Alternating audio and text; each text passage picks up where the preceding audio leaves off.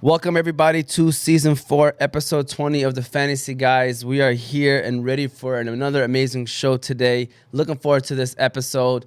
Got my former high school football coach in the building, Coach Marvin Rushing in the building. So go ahead and give him a round of applause, Yusuf. Excited for today's show. Today's title is called The Final Whistle, celebrating Cass Tech's Division I state title. As you can see right here, got the state title in the building. Just won it this past year, I believe in November. Yes, sir. Past November. So shout out to Coach Rushing, man. He's in the building, man. We're going to reminisce on a lot of stuff today. I can't wait to talk to him. I don't think we even had a long sit down since the time you coached me in high school. I know we ran into each other a couple times, but it's great to see you here, Coach. So again, looking forward to the show today, but be sure to follow us on all of our socials. You have YouTube, Facebook, Instagram, TikTok, Apple and Spotify podcasts, all under Oz Media. You can find all those platforms on our website at www.ozmedia313.com. Shout out to the sponsors of the show: Hanley International Academy, Holy Bowly, Wingfellas, Juice Box, Melika Kebab, Jebed Coffee House, Unique Coney Island, and BMI Towing. Shout out to BMI Towing, Yusuf. That's the ad we're gonna start off with, and then we're gonna officially get the show on the road. So shout out to BMI, best of the best towing. You or someone you know just got into a car accident? Call BMI. Your car is stuck in the snow? Call BMI. Your car just ran out of gas in the middle of the highway? Then call BMI.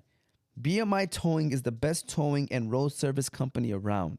They have workers on the clock 24/7, 365 days in the year.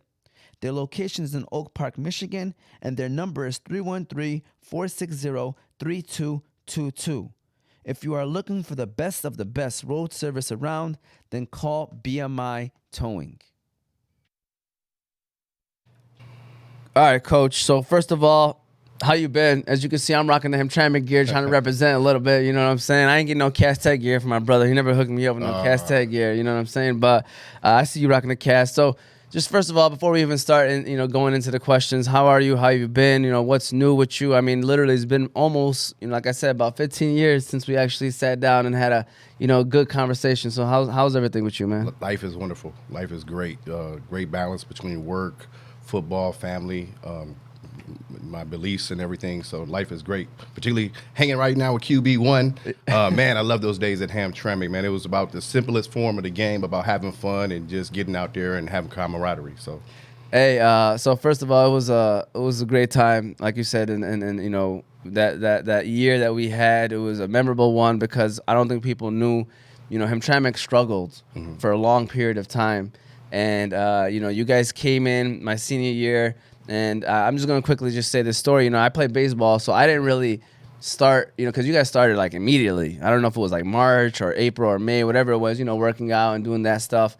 And so I didn't really get in until, like, mid-June. And I remember I used to see you guys practicing, and I'm like, dang, usually we don't start practicing until, mid-July and all that. And I used to have baseball, so I walked by the field, and I seen you guys practicing. And yeah, man, June comes in. I had to earn my stripes again because it's a whole new staff. And, we had some great times. And so you were an assistant coach at that time. And so you and I worked together, a lot, obviously, because you worked with the quarterbacks as well and stuff like that. And shout out to Coach Kumasi as well, man. Waiting to get him on the show eventually as well. So, but that was a memorable time, man. It was a great time, and we had a great time. And I appreciate you for all that you did. All the speeches you gave me kind of still stick with me till today. Okay. I was just telling one of my coworkers about one of the things you were telling me, when the things kind of made a turn for the worse. And, you spoke to me and you were like, a lot of these fellas here might not have a future to look forward to, or, might not. This was a one-on-one conversation.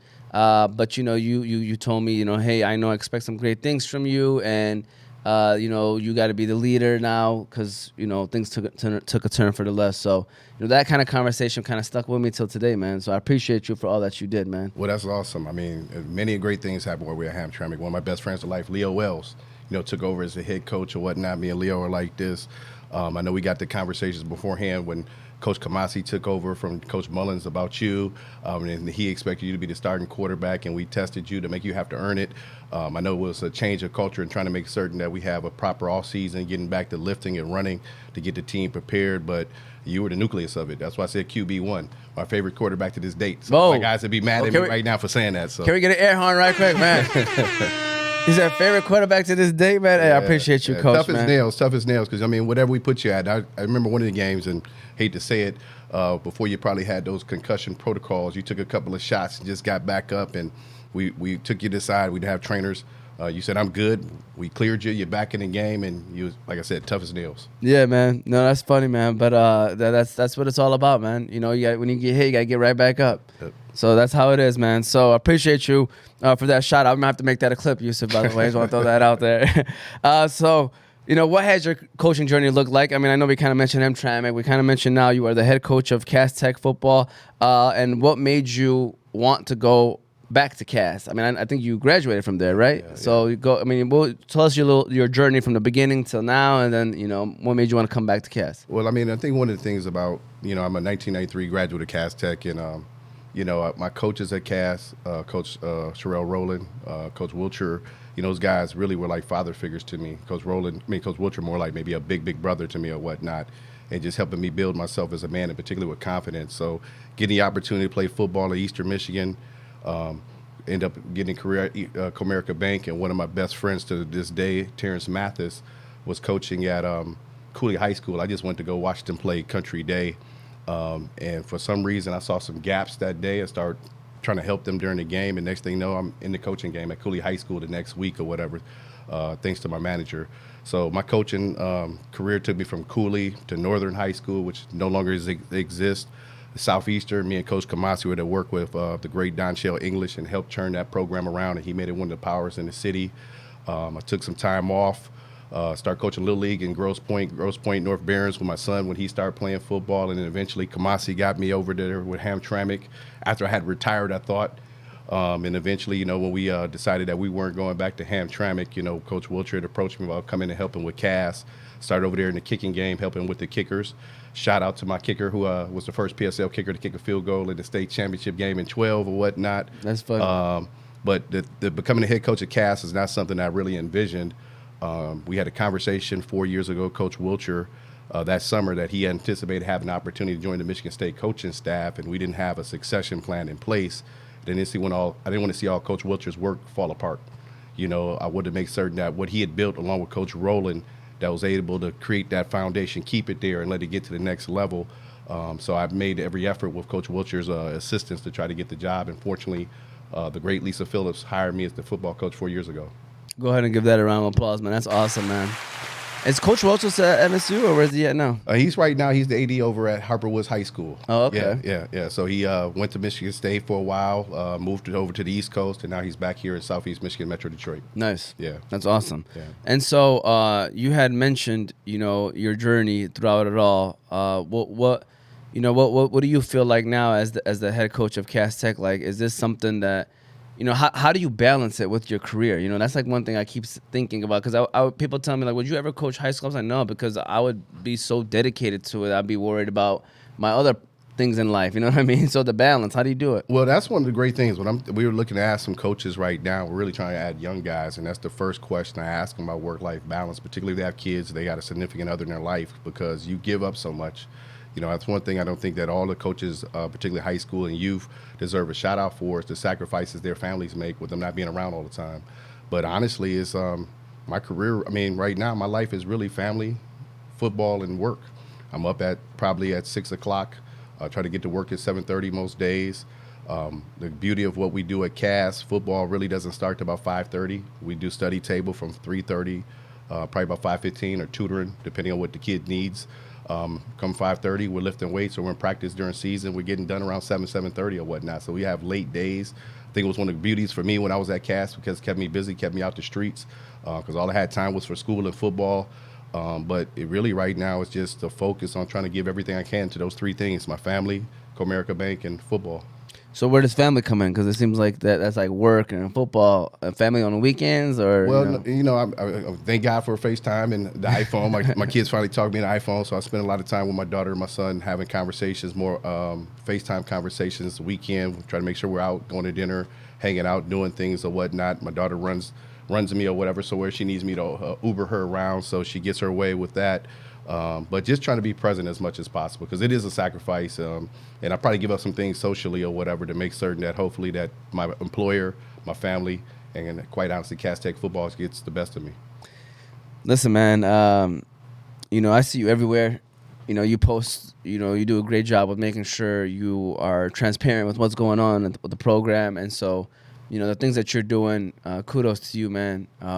You're working 24/7, and it's nonstop. So I respect what it is that you're doing, man, and it's something that is, I definitely look up to, because I can't do it. I'm not gonna lie to you, man. Like coaching is like a level of I love it. I love looking at it like from a game perspective. Like I always tell these guys, like I don't look at it from like a fan's perspective. I like to look at the game from a coach's perspective.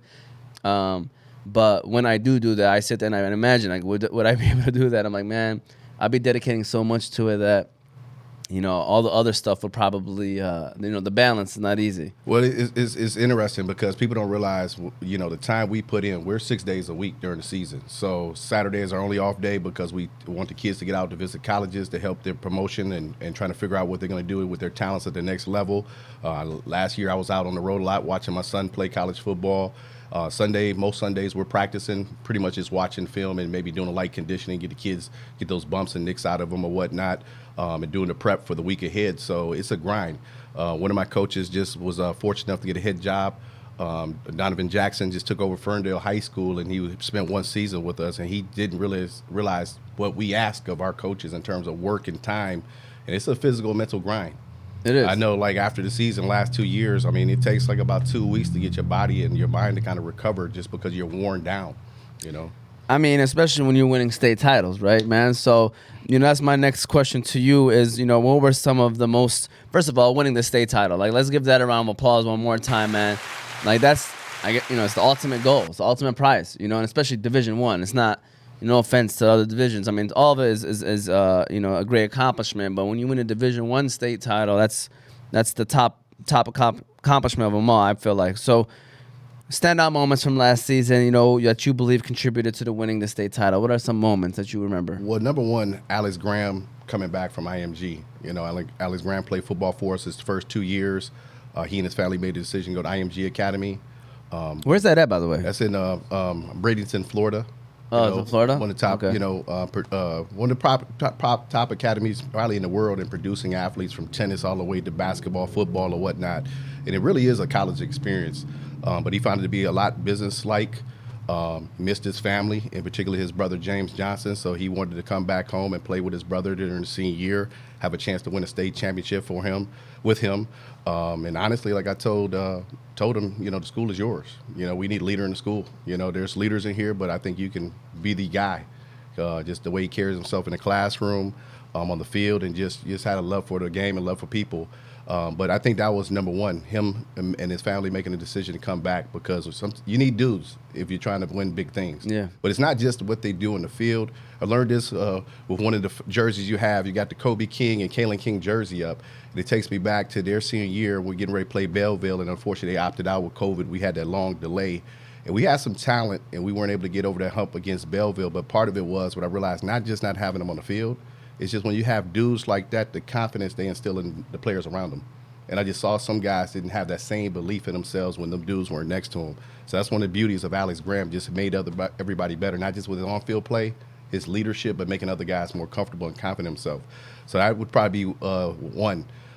Probably two of the biggest things that stick out to me last year were our losses.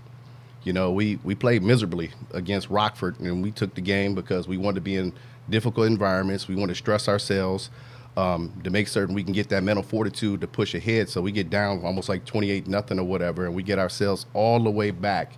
Final drive of the game, we're going to go ahead and score to tie it up. I think we're at the 6 or 7. We don't get it done, quite honestly. And I'd already told the kids in the third quarter, we're going to get back. We're going to tie this game up. And I said at the end, we're going to go for 2 to win it. And we came up 2 plays short from doing that. But when I saw the fight in our team, I said we're going to be okay. And then quite honestly, the 3-hour bus ride back also gave me some indication because you had some of the little bickering arguments, but it was more about leadership trying to take over. I remember Alex being at the heart of that, just being a little upset with some guys in terms of them not taking it serious enough after the victory and thinking it maybe didn't mean as much to them. And he let them know that. Same with the week 4, we lost to Martin Luther King at home. A lot of that was due to us. I think always a lot of bickering and bantering going back and forth. I think our kids got caught up along with the coaches in some of the antics of the rivalry game, and it became personal versus, hey, let's play together, let's play as a brotherhood, play for the love of the game and get it done.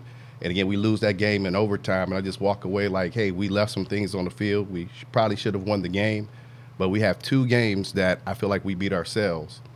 And if we can overcome that, we'd be all right. So coming out of that week and just trying to figure out when you have so much trying to pull us apart in terms of people being upset in the program, outside the program, and getting the kids to come together, after that, I think we started to realize we had something special.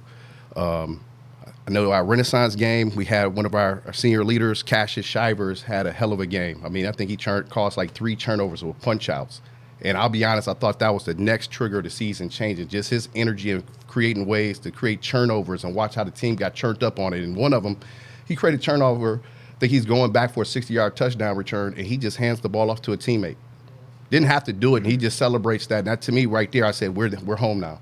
Because when guys are going to give up a touchdown to let one of their other guys celebrate and have a touchdown, one of our players, Braxton Williams, hadn't scored a touchdown in his high school career yet, I think that just symbolized we're a family, we're a team. And from there, getting Donald Tabron II to step up at quarterback and allowing us to use the baddest man on the planet, Corey Sadler Jr., and everywhere we need to, as a defensive back, as a running back, as a receiver, as a quarterback. After that, I just felt like we hit our stride and we were ready to roll. So, and I love how you mentioned that the losses is what, got you guys going, because more times than not in life, that's what it is, right? It's those times where you're knocked down, you're defined in those moments. But Corey Sadler Jr., what grade is he in? He's a rising senior. Rising senior. 26. Okay. Baddest man on the planet, number 1. Did he already commit to anywhere yet? No, he's right now wide open right now. I know he has Colorado, Michigan State, LSU, Auburn, Alabama, Oregon, you name it, all these schools. I know he just got offered by North Carolina last week or whatnot. I was just having a conversation. So Bill Belichick? Clemson, yeah, Belichick. I didn't speak to Belichick. I spoke to one of his direct reports or whatnot, but I know Clemson is hot on him, and I can see why. To me, I look at him as a young version of what's the gentleman from the 49ers I shouldn't forget because Deebo Samuels. I mean, well, he just got traded. He got traded. I know. But to me, he's a young Deebo Samuels. I was just watching a highlight film of Deebo at South Carolina College, and their games just mimic a lot. And I'm just saying, not the biggest dude, but physical. And I'll be honest, I don't think I've been around a bigger competitor. The dude doesn't like to lose anything. I think he'd be upset if he lost his mom and something, so. Yeah. Hey, shout out to him, man. Listen, when your coach is raving about you, man, it's and when he's seen a lot of talent, so if he ends up watching this, man, kudos to you, and keep it up. You got 1 more year left, right? So at the end of the day, take care of business. Job's not finished. No, you know what I'm saying? No. Job's not finished. So you mentioned this. You kind of told stories about it, but how do you as a coach foster the teamwork and camaraderie among the players throughout the season? Because you kind of threw a line out there, and I can only imagine the people who support the CAS program after losing to King. It's like the world's fault. Like the everything is, people probably calling for your head, probably, to be honest with you. So how do you, in those moments, hey, it's okay, steer the ship, as the coach? Well, the biggest thing, I try to relate everything back to how are we developing them as young men and young women when we've had women in the program. I mean, when you think of things, when things are your lowest, who can you always count on? Who is that? That, what you believe in, God, but family? Also your family. Yeah. So you have to be a family as a football team. So we talk about things can't always be equal and the same. Your bigger players, they get a little different, treatment. Sometimes they may get a little bit more leverage on certain things, right? We talked about even like recently, like, hey, some of these guys might get more marketing or whatever, but what do? They bring more coaches in so everybody can get viewed. We talk about family structure, like I said, I can speak for most people's households, but in my household, my kids eat first. I want them to be taken care of. I want them to understand that dad, mom, whomever provided, you go first because my job is to make sure you have. And if I have to go without, like my mom, often of which went without, to make sure me and my brother had, That's how we live. That's how we go. So really trying to get to the foundation of being a family that you love, you sacrifice, and sometimes you got to step aside to allow other guys to kind of step forward. And any week, you never know who's going to be the difference maker. So that really was our credence of like, hey, we closed down shop, cut down practices. We didn't let people come into practices or whatnot. It just said, we're going to stick to us.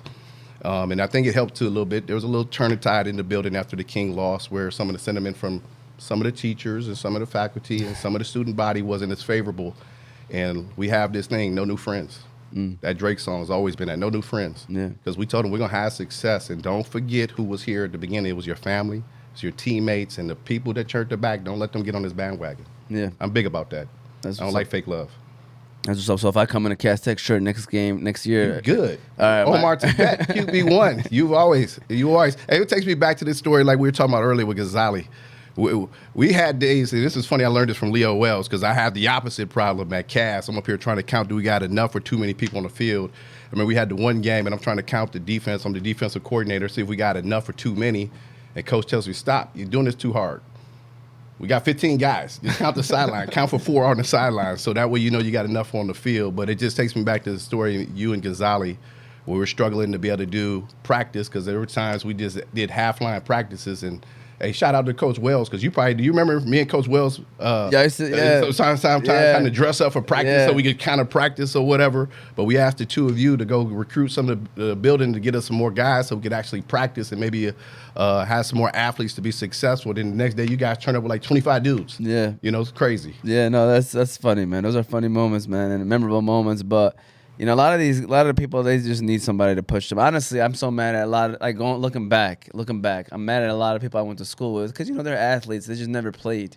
You know how there's some of those guys that just never play on a team sport, but they be playing street ball and looking like one of the best players on the field, but they just never want to play a team game. They just can't be a part of something for that long and constant. A lot of people quit or just avoid it in general. So I look back at it now. I tell them, like, man, if we had this guy on the team, man, who knows what we would have done. So but football is different. Like, there's a few sports, MMA, boxing, football, wrestling, you don't play those sports. They're in you. Yeah. So if you're not about the grind in all season, that's why I said QB1, because one thing I know about you before and now, you're a leader of men, a leader of people. That's why you could go say, hey, you know what, I'm going to go get all these guys to show up, and then now we got a team where we can practice functionally and do the best we can. So appreciate you, Coach. Yeah. You hyping me up, Coach, man. My brother was like, yo, are you bringing him here just to hype you up, man? I was like, I don't know, man. We'll see. That might be the reason. This is a great time for a quick ad break. I want to give Coach a quick break, man. He's over here spitting some facts. So let's go ahead and give a shout out. He mentioned Melike Kebab. That's his spot to eat. So let's go ahead and give a shout out to Melike Kebab. We appreciate them and their support. Melike Kebab has become noted as one of the best Middle Eastern restaurants in the Metro Detroit area. The restaurant has become a popular destination for visitors and is always full of satisfied locals who are proud to invite their guests to taste real Middle Eastern food. With options like shish platters, shawarma plates, shawarma sandwiches, lamb chops, fattoush, and tabbouleh salads, you can never go wrong when you choose to eat at Melike Kebab. They currently have 3 locations: West Dearborn, Taylor, and Trenton. Be sure to stop by Melike Kebab to satisfy all of your Middle Eastern cravings. You can also visit them at their website, melikekebab.com. So I know you kind of touched on this. You mentioned the losses, but were there other big challenges that you had to face in your state title winning season, and how did you overcome them? Any other challenges other than the outside noise and obviously the adversity you faced with the losses? Well, the big thing is, I have a great coaching staff. From our assistant head coach Dave Dawson, best O-line coach in the state, gets the most out of the guys, develops guys into dogs. A lot of pressure against my offensive brain trust. Dave Malecki and Cash Caldwell. A lot of heat on them about the direction of the offense, and a lot of it was we just knew we needed to get consistent play out at the quarterback position. And once we got that with the weapons we had, we thought we'd be pretty darn good. Cully Robinson should have been defensive coach of the year as a defensive coordinator. I mean, our defense, I thought, was lights out, particularly in the defensive front, just creating problems in the running pass game. And then I got a shout out to Rami Abdusela, our special teams coach. I mean, just a dude, a great dude. I tell him I think he's the greatest human being on this planet. You know, just a dude I've never seen have a bad day, but just gets the most out of kids and finds ways to tweak the special teams games to allow us to have success. And then, like I talked about, DT Donovan Jackson, who coached with us, now the head coach at Ferndale, but just getting those guys to figure out how we push and pull. Like, we're trying to do things offensively and having those meetings where, you know, you have that push-pull, like, why are we doing this? We should be doing this. But just being a debate and do it productively, particularly on the defensive side of the ball, getting guys to develop. And that's part of the things, if you're trying to get to the state championship and win a championship, you got to develop guys over the course of 14 weeks because you're going to lose some guys to injury. You're going to have some guys you thought were going to play at a level that might not quite get there. You're going to see some guys really ascend forward. And I think just the overall development and the mental toughness that we had, and I think that's part of it. I mean, there's a certain grit. I know we're going to be getting a new field at Cass. I'm looking forward to that, but also love what we have now because guess what? Football is made for dogs. It's made for grit. It's made for the struggle, you know, and I think that's one of the things we took ownership of is we ain't got everything that everybody thinks we have, but we're going to maximize what we have to get where we need to be. I love that mindset, but let's be honest, that field, it was about that time. It was about time for Cass Tech, especially with all the success you guys have as a program. You see all these programs that are successful, you know, that you go to their places and 9 times out of 10, you know, it's a facility that's, you know, up there most of the time. Well, I'll say this. For football, it's all we need. I'm used to that from Little League where I played Detroit Stars, Powell. Shout out Detroit Powell. You didn't always have the best fields, and you didn't think about it. I mean, I grew up in the housing projects, Herman Gardens, Joy Road, Southfield. So to me, I had everything I needed. I never saw myself as poor growing up because my mom provided everything. So again, mindset. You could be poor, you don't have to be poor. You could be rich and still be poor just because you don't have love and things around you. But I think the biggest thing about us getting a new athletic field is more the other sports, quite honestly. Our soccer programs, our lacrosse programs. I know we're looking maybe to add field hockey and stuff like that. So I think really it's a benefit to the other sports too, because I think our job is to be a stewardship of the whole athletic program, not just Cass Tech football.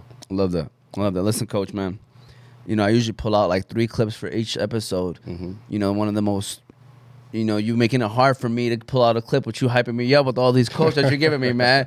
You know, I'm having a hard time. You pull out something from Hamtramck? You got some film from back in the day? I don't, man. I need something. Still one of the most iconic helmets ever.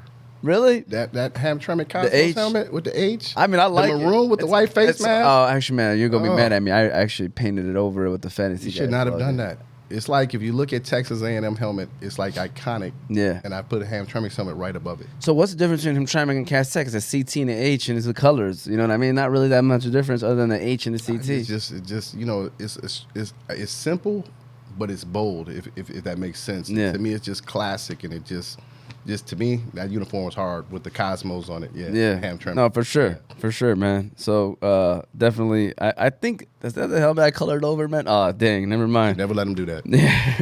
So any games that, I mean, I know you, again, I'm kind of going repetitive, but I know you mentioned the losses, but how about the wins? Like a game that you were like, man, you know what, we're back. You know, this is a game that, I know you mentioned Renaissance a little bit. Was there any other game, maybe in the playoffs? A couple of games. I mean, I'll probably point out too many, but McKinley, Ohio, we had not had success against Ohio teams for a while, and we're playing a pretty gritty team down there in Ohio. Me and my defensive coordinator, a couple other coaches actually had the chance to go a week before and scout them out and knew what we were facing, and to go down there and rainstorm and all that. And I'll be honest, I thought the calls were a little unbalanced, and particularly some of the stuff that was allowed to happen in that game, and watch our kids come out from the get-go just ready off that Chief Keef. We was hyped coming out that tunnel. Which one? What's Chief Keef? Which one you think? Sosa? No. Go ahead and name another one. What was it, man? I'm drawing a blank right now. Don't like. We had that playing in the tunnel, and we were coming out. I just remember seeing their cheerleaders, and their cheerleaders were like, "Oh, we about to get our ass kicked," and that's what we did. But that one right there, I thought that was a turning point. You know, again, to get us moving in the right direction. I know that was before the King game.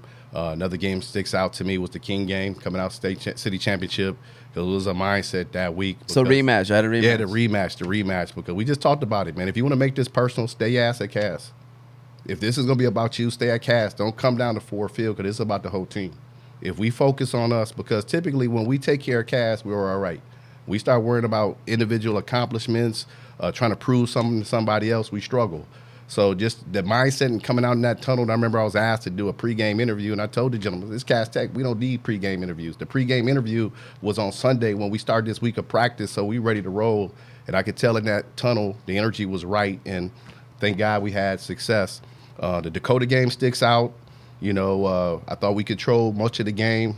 They again, one thing about Dakota, they're tough. One of the toughest teams, I think, physical teams we've ever played in my tenure at Cass. And they made some plays and took the lead at the end and just were down. And I just remember Alex Graham walking up to me before I could say something. He's like, Coach, we about to win this game. I said, hell, I knew that. That's what I was going to tell you. And then he makes a hell of a play along with his teammates to win the game. CC game. Again, CC was more than worthy and had the ability to be the state champions. I thought that was a state championship game, both that and Dakota. Both of those games would have been great state championship games, but that was a physical match, and they were huge and stuff. So I was honored watching my kids where we got size and stuff, but just watch our kids, even when undersized, just going blow for blow and for blow and not blinking. And again, we got the state championship against a great Hudsonville team. I just knew again from the tunnel we were ready to go because they were turned up. That Chief Keef. Yeah. Chief Keef. Yeah, and it was kind of cool watching Michigan before the Ohio State game, watching the clips afterwards in Alabama. I think Chief Keef's going to stay a staple in the locker room. So, yeah. Okay, there we go. Shout out to Chief Keef, man. Getting love from here in Michigan. So going off of that, then winning the state title. This is your first one as the head coach, if I'm correct, right? Correct. So what's the feeling? Like everything you go through in the season, I can only imagine. So when you get that chance to hoist that trophy, like what's going through your mind, Coach? It's kind of on both spectrums because one is honestly there's a sense of relief. It was a tremendous amount of pressure on me and the staff this year. So it's a sense of relief, but it's also almost like what's next? You put all this work in and then it's all of a sudden like that it's over. So it's almost like who can we play next? Can we get an exhibition game? Because it's kind of at some point almost a shame that it's over. But I'll be honest, the biggest thing, I was just happy for our young men to believe in themselves, to believe in each other, to believe in us and me and as a coach and staff. And when you look back and just saying, hey, you guys understood now, you guys can accomplish anything you want in life. Football is about this much of your life. And that's one of the things we try to preach to them, too. I don't want them to feel like when their football days are done, whether it's Cass, college or NFL, you don't have a sense of identity. I think that happens to a lot of athletes. I think I struggle a little with that after playing college football, almost like what's next? This should be a blip on your radar. Being a father, being a husband, other things you're going to do, a community leader, those are the things that matter most. The love you have amongst the people that you just are around, those are the things that are most important. But like I said, it was on both spectrums. Be honest, I'm not even thinking about the championship no more. I created a saying to our kids because I thought we were a little high on this, a little too much. I said, hey, 24, pay the checks we got in 24 don't pay 25 bills. So right now we got to figure out how we grind enough to get some income so we can hopefully pay some bills this year. Yeah, I love that. And then you mentioned that speech is what you just said right there is similar to what you were telling me when that one time about how this is just a small portion of your life. Well, I mean, there's been some rough patches this past year and things I've had to deal with, and so a lot of it's been related to football and even over the holidays. I just had to relate back to some of the toughest things I had in my life, and it really served as inspiration that you got this. God has made you to deal with anything that's thrown in front of you as long as you stay focused and you see this through. So again, I don't think enough in life is we don't celebrate people surviving. We don't celebrate people's will to move forward and live. We want to celebrate this. We don't celebrate the struggle that it takes to get this. And that's why I said every guy who plays college, high school football here that did everything they needed to from the beginning to the end, they're a champion. That's one of the things I instill in my kids because obviously, there's certain pecking orders in terms of talent. But like one of the things I end up learning, particularly from college, is I respect, honestly, my old teammates, the guys who didn't play. The guys who put the same damn work in, put the same damn sacrifice just so they could cheer for other guys. And that's one of the forms of respect I want my players to have for each other. Don't diminish this guy because he doesn't contribute, you think, on game day the same you do. Think about his sacrifices during the week to be on scout team and other stuff to allow you to have success. It takes me back 3 years ago. We're getting ready to play West Bloomfield. Marvin McCallum, our starting middle linebacker this year, guy's a developmental guy going to Wayne State. But one of our top players forgets his helmet. at the school, and I'm about to lose it because my kids know sometimes I got to keep my energy right. So before he can allow me to lose it, he just goes ahead and gives him his helmet. And then 3 years later, you turn around, he's a captain, one of our top players. And again, that family. And that's why I'm just saying this is bigger than football. When you do things right and you got talent, you can win things like this. But again, we need to celebrate the stuff that makes people us. You know? Yeah. I love that. And so, going off of that, it makes me wonder. I mean, because I remember some, but I'm trying to remember, Coach. Are you like in the games?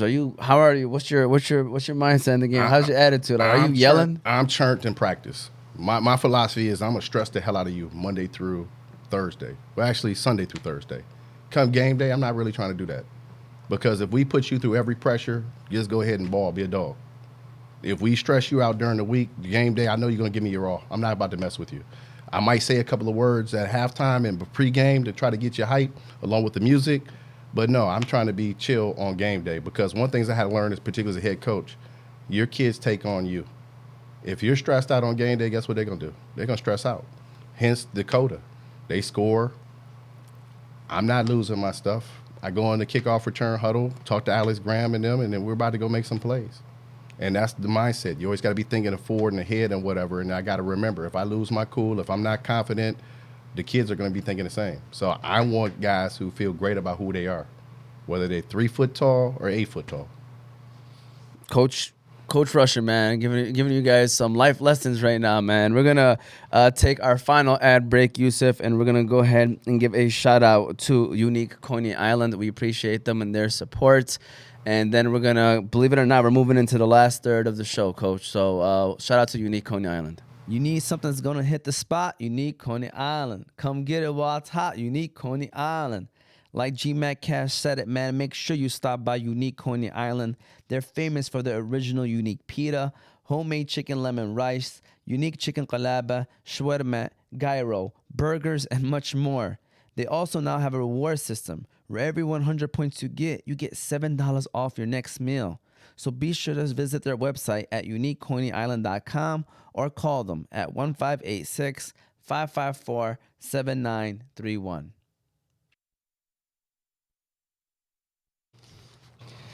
All right, Coach Marvin Rushing, head football coach for Cass Tech High School, just coming off this state Division I title. So it's an honor to have you here. It's an honor, first of all, just to have you here is just the honor itself, but to actually have you here right after you won this Division I state title, and also the fact that you were my old coach as well, man. This is all, this is a great time right here. It's something I'm going to reflect on, and when I watch this again, it's going to be nice to, look over and just kind of reminisce on some stuff. So we always hear the line. I heard it when I used to attend my brother's baseball games. I hear it from the football games, and I see the post. Cass Tech difference. Yeah.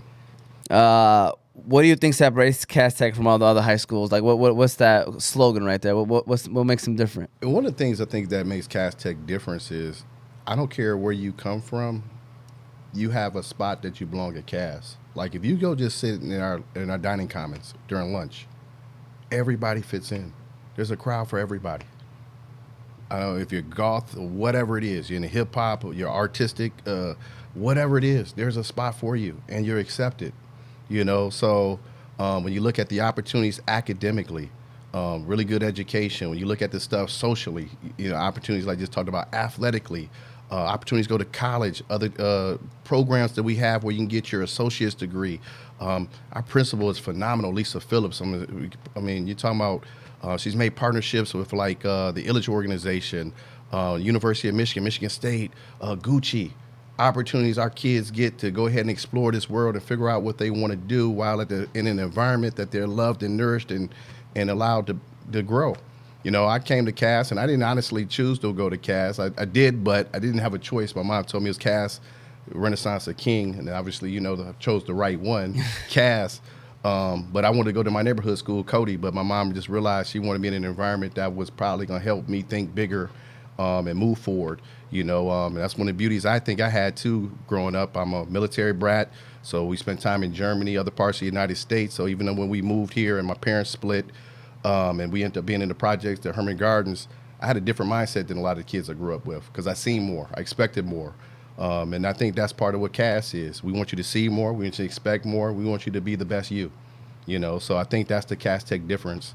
And as I get wiser and I get older right now, part of that is trying to help make certain that I instill more confidence and belief in our young men and women that they can be whoever they are. They can be him. They can be her. I like that, man. No, that's. I mean, I think that you wrapped up the Cass Tech difference. I mean, you see it from an outsider's perspective, and it's why I wanted them to go to Cass Tech. Even though Hamtramck High School is right there, a couple blocks away. I wanted them to get that difference. To see the world in a different way. Him, Ali, even my brother Zach, but he transferred like 3 different schools before he finally graduated. But I wanted them to get that experience. Yeah. And rather if they did or didn't play sports, just that experience of the school and attending there kind of gives you like similar to somewhat of a college atmosphere in terms of like the opportunities that they present to you and all the different things that you can do. And so it's just something that I think every kid, like even me, I look back at it like, man, I enjoyed my time at Hamtramck, but you wonder like, what if you went here? Or what if you went there? And just getting that different experience. But that's what Cass Tech is all about, and kudos to you guys, man. Y'all do a great job with that. So, you gave them a shout out already, but I want you now to that's your camera, by the way, if you want to look into it. So, could you give your players, the coaches, the staff, anyone that was involved with the journey of getting to this state title, like an end of the year speech? I know it's 2025, and you said 2024 money that it don't pay the same. It don't pay 2025 bills. So what would you like? What's a final? I want to hear a coach's speech right now to what you would say to them. Even the guys that are going to be graduating in a couple months. Well, when you believe in the process, you put the work in, you have the talent, and you work in combination with those around you, and you care about their success, you care about their well-being, great things happen. We knew we had the talent to do this. So to me, that was the easy work. The other part is, what did you do to create relationships that last for life? We talked about them becoming legendary. They are legends. 100th year of MSHA sports, and you're the State 1 Division 1 champions. No one can ever take that away from you. No offense to the city championship. We always want and strive to be the city championship, but everybody will forever remember who the state champion is, and you'll go out as legends. So there's been 4 teams at Cass to accomplish that, and with that, they're legends. That's awesome. So there's only 4 Division I state titles at Cass? At Cass, yeah. We've won 4 state championships. We've played in 5. We lost in 15 to Romeo, and that was a source of motivation, too, in preparing for Hudsonville, because as soon as we won, we gave them the 24-hour rule, but I just talked about we're not going to do what we did against Romeo. No offense to Romeo. They kicked our ass. But we're going to take this game serious. Anybody makes it to state finals, obviously they're for the right reasons, because they can play and they coach really well or whatnot. So we told them this ain't done. Don't disrespect ourselves and dishonor us by not showing up to Ford Field on November 30th, 2024, 7 o'clock. It's crazy. I thought they had more Division I state titles. No. Wow, 4 for don't get me wrong, 4 is compared to is that where does it rank in terms of high schools Division I state titles? I'm not quite certain, to be honest with you. I know we're thinking the top 10. Yeah. Obviously, probably a little higher than that. I know if you ask my assistant head coach, Cash Caldwell, he would know specifically. He's our historian. But it's been an interesting journey, too, because the first time we made the state playoffs was 1992, my senior year as the quarterback. Okay. And even taking and drawing upon that, if I had been more confident in who I was as an athlete, if I believed in myself more, I could have got that team further ahead. And even talked to some of my old past college coaches. I know Richard Wilson, who recruited me to Eastern Michigan, was my quarterback coach. I remember I was getting ready to spend some time with him later in his career when he was at the University of Minnesota, and I was gushing at his quarterback, and he was just telling me the quarterback he had at the University of Minnesota, he's like, he is him. Actually, you're more talented. So, again, that's one of the things I'm trying to go back and reflect right now. How can I help my men be better and getting them to believe in who they are, whether they have a lot of talent or not? But they're all talented because God makes no mistakes. Each one of us is unique. So be great within who you are. So you won the state title in 92? No, 92 we made the playoffs for the first time. Oh, playoffs. The state okay. playoffs. But that was a huge accomplishment because, quite honestly, if I be frank, our 91 team I thought was the greatest team in my 4 years at Cass, and they didn't get the opportunity based on how points worked out. That team, I think, did some damage. in the tournament had they got in. Well, since we're reminiscing, Mm-hmm. I just want to let you know, if you were to ask me right now, what was the biggest thing that you regret is I wish we were able to make the state playoffs for the city of Hamtramck, man. No. Like, that would have been a whole, vibe, man. Because it was starting to, you could see that the rumblings were starting to happen. We were right on the cusp of Yeah. doing something special, and Hamtramck is a special community. I think they just got the opportunity for the football team to go back to Keyworth to play, which I kind of heard they weren't allowed to play Keyworth, which is a travesty. Keyworth is honestly my probably top 3 stadiums I've ever played with. I mean, just the history behind it, just the look of it and all that. But I'll be honest, I enjoyed coaching at Hamtramck because, again, it was about the beauty of it. Fun, trying to have success. I remember we played the rivalry game against Harper Woods after you left one year, and we probably, if you put it on, if there was a line on the game, we were probably 28 to 35 point underdogs, and we fought like a tooth and nail that week, and we barely lost to Harper Woods. I think we lost by 7, and we shouldn't even been in the game given the talent disparity. But again, just to watch the guys walk off, not that they won, but they accomplished something. And sometimes where I'm at now, that's stuff that people don't see and understand. Yeah. It just comes down to the bottom line: did we win or lose? That's true. Yeah. It's like different programs, different expectations, like colleges. You know what I mean? Like how you have these blue collar schools. That's all it comes down to. And then you got these Cinderella stories who take one win in a tournament and it would be their season right there. That's the accomplishment for the season. So I don't know. I mean, it's one of those things. Like you just kind of take what you have and you kind of have to deal with what you got right in front of you. Whatever is being the hand that you're dealt. You know what I'm saying? Yeah.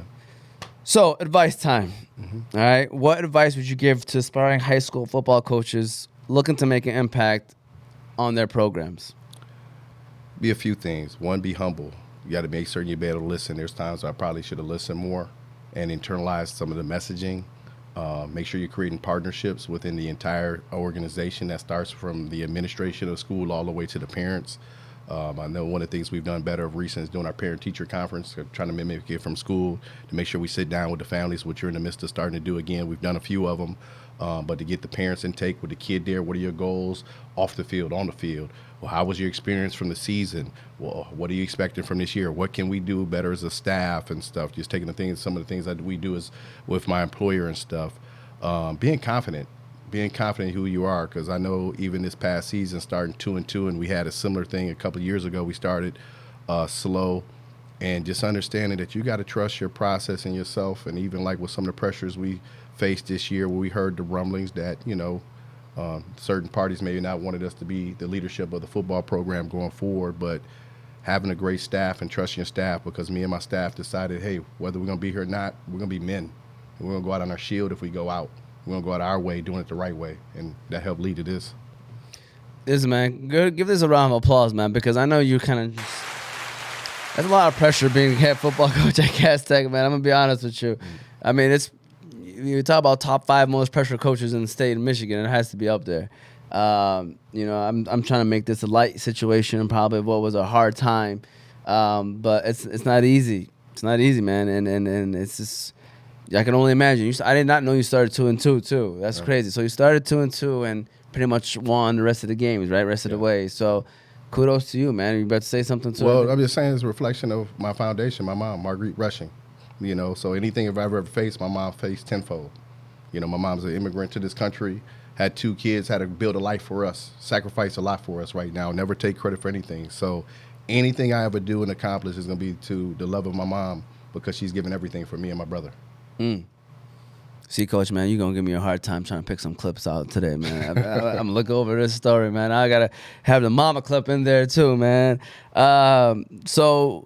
Listen, first of all, before we, go through everything and how people can follow us and everything else, what is your background, man? You said your mom is not from here. Where's she from? My mother's from Germany. Okay. So her and my father met when he was a service member, U.S. Army in Germany.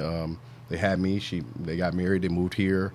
Things didn't work out, and you just imagine being German. I mean, English is your second language. You don't really have family here in Detroit, because when he left the military service, we're in the Seattle area, Tacoma. We traveled here for a brief time to visit family, because we were actually supposed to settle down in North Carolina. Things didn't work out, and my mom made a home here.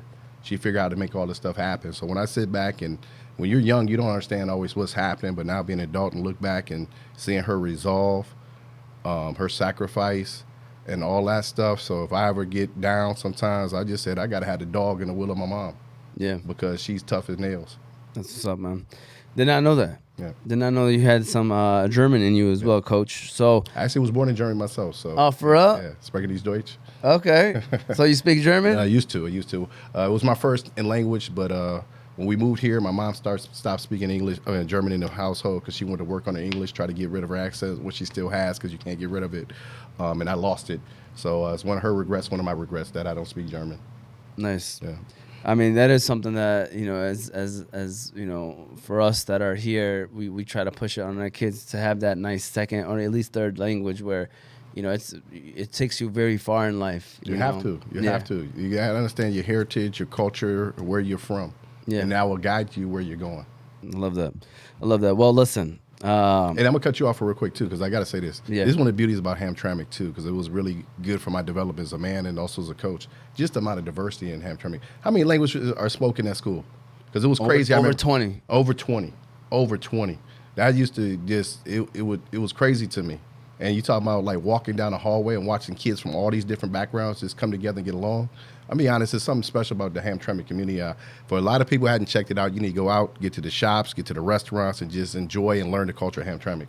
Yeah, man. I try to tell people that, man. Like the people that live in a city, you know, sometimes you're in the moment and you really don't realize what you have, and then it takes an outsider or somebody to reflect and to actually, you know, I think it's a very unique city. It's still that way. I mean, don't get me wrong. There's now the numbers are more favored towards specific backgrounds and stuff, but it's still diverse. Like yesterday was a Puchki Day run, over 1,000 people there running outside. You know what I mean? So it's like, you know, the Polish presence is still there, and you got all these other different people, cultures, and backgrounds. So it's like, I don't think people know how unique that is. Like, It's very rare do you find that anywhere in the world, let alone, you know, in Michigan and, you know, in the greater Detroit area. You know what I'm saying? So I try to tell people, man, you know, if we could put our differences to the side sometimes, because, you know, there's always that drama within the city because, you know, I work for the city now. Okay. So I work for Hamtramck now, too. So, you know, you see things and you hear things, but if people reflect and really realize that, like, this is some rare stuff that's happening, and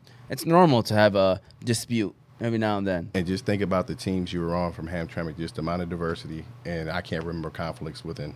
Yeah. It's a symbolization of what we should be as a nation. I agree. Yeah. I agree, man. So kudos to you, Coach. We are going to get a chance for any final word and final comments. I just want to, one more time, you know, tell people how they can follow us. You can follow us on all of our channels, on all of our socials, YouTube, Facebook, Instagram, TikTok, Apple, and Spotify podcasts, all under Oz Media. You know, the whole show gets posted on YouTube, Apple, and Spotify, and then the clips get posted on TikTok, Facebook, and Instagram. You can check out the whole episode as well on our website, www.ozmedia313.com. Shout out to the sponsors one more time: Hanley International Academy, Holy Boldy, Wing Fellas, Juice Box, Melika Kebab, Jebed Coffee House, Unique Coney Island, and BMI, the best of the best towing. We appreciate them and their support. We had Coach Marvin Rushing in the building today. The final whistle, celebrating Castex Division I state title. Coach, any final words, any final comments, any last things you'd like to say before we shut down this show? I've just been humbled about this journey as a man and as a football coach, and just aspire for everybody to be their best self and continue to grow. No matter if you're myself, almost 50 years old, or you're 19 years old, let's just continue to grow, work together, and love each other and make this world better. Shout out to Coach Rushing, man. I hope you guys enjoyed this conversation, man. And, you know, he's a guy who, you know, I'm happy that we still have that relationship with, you know, where we can talk to each other. Obviously, you know, we have social media, so we follow each other, so we see what's going on in our lives and stuff like that every now and then. But it was nice to be able to sit down with you, Coach, finally, you know, for a solid hour here and have this conversation and, you know, reminisce. You know what I mean? And sometimes it's just nice to do that, you know, just to hear, you know, how things are going and stuff like that, just to check in, you know, so it was great. Likewise, because, you know, as a coach, you don't always get the opportunity to always be in tune with some of your past student athletes, and just seeing you as a family man, your growth and everything you're doing makes you feel good to be a small piece of that. So, And you are, man. You are. Shout out to the whole staff, man. Coach Leo, Coach Kumasi. Leo. Man, you know, you guys, that was a loaded coaching staff, by the way. I ain't gonna lie, that staff, because what was his name? Coach Blue? Yeah. Corey Blue, yes. Yeah, even Coach Adam that used to coach in that, whatever, he helped out. You guys had, man, you had a lot of people who ended up being their own head coaches, you know, in their own eventually. So, man, that's one of those, you know, I don't know if you ever seen the tree of, whose tree was it? The Washington Commanders. They showed like all these assistant people, and now they're all head coaches in different places. You know, that's kind of what it was right there, man. It was a loaded. Y'all came in there that year, man, ready to roll. Well, it's funny because we coached everything. So I coached O-line, D-line. I didn't do much with quarterbacks, Coach Kamasi, but it's just funny, all the roles that you would play. And even I can think about after you left, had a young man once who, in one game, I want to think we played Livonia Clarenceville. He played everything from outside backer to defensive end to safety on the defensive side of the ball, just given some of our limitations at numbers. But again, that's why I enjoyed my time at Hamtramck. We may not have as many wins as we'd like, but the game was played for the right way, for the right reasons. We used to joke around and say we had more coaches than players on the team, man. And we didn't have that many coaches either. So, well, listen, Coach, I appreciate you again. Thank you for coming out here. Congratulations on one last round of applause, Yusuf, for a Division I state title, Cass Tech, only the 4th in history. I thought it was much more than that, but shout out to Cass Tech. You know, one of the top programs in the state of Michigan. So it's an honor to have you here, Coach, and representing the Cass Tech football team. And, you know, hopefully continue success, man, and continue to bring home them state titles and, you know, make the people you know, the technicians proud, you know. So well, I'll throw one last thing out. We want state titles, but the number one thing I want is opportunity for our young men. So before we win a state championship, if all of them get a chance to pursue college educations, skilled trades, or what they're looking to do, be entrepreneurs, that's our number one goal. Then the championships, because we want them to be great. And that's one of our sayings for last year. If I close it out, I got to give a shout out to my guy, Brandon Jackson. I omitted this, but one of the things that helped turn the season around, he's a motivational speaker. And he came and did a lot with our players about developing his men as a family. And he tied it into football a lot. And one of the sayings he had that resonated with us is great day. So as I think about this and as I close out, you know, God allowed me to wake up this morning, spend some time with you and your brother today. So guess what? Great day. It's been a great day. Yeah. All right. There you go. Season 4, episode 20 of the Fantasy Guys. We hope that you enjoy this. We'll see you all next time.